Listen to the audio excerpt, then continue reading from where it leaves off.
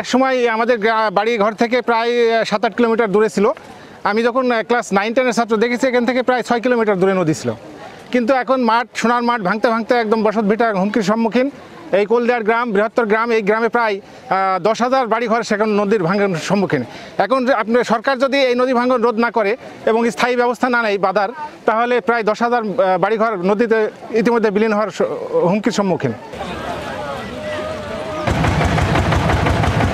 সরকারের কাছে আবেদন যে অতি সত্বর যেন এখানে স্থায়ী বাদ দেওয়া হয় এবং এই 10,000 বাড়িঘরে রক্ষা করার জন্য। এবং মাঠ তো গেছেই, আমাদের সোনার মাঠ চলে গেছে, মানুষ এখন পথে বসেছে মাঠ চলে যাওয়ার কারণে। পুরা কলদিয়ার গ্রাম এবং কলদিয়ার গ্রামের সাথে সাথে মাছদিয়ার সম্পৃক্ত আছে, বালিদিয়ার সম্পৃক্ত আছে, এরা সবাই ভোরকা হাটপাড়া সবাই। কিন্তু শুধু কলদিয়ারে 10,000 বাড়ি হুমকির সম্মুখীন।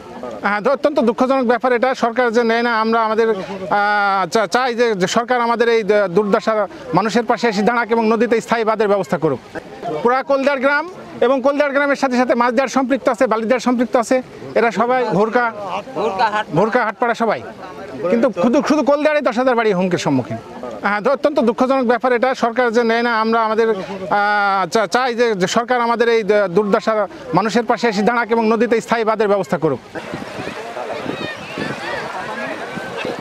না, পদক্ষেপ এই জায়গায় কোনো লেয়নি, নিচে লিচে উপরে লিচে এই জায়গায় লাইনি। দাবি নদী ভাঙ ঠেকায়নি, ঠেকা দেয়া নদী ভাঙন ঠেকায়নি, যে উদ্যোগ লাই সেই উদ্যোগ।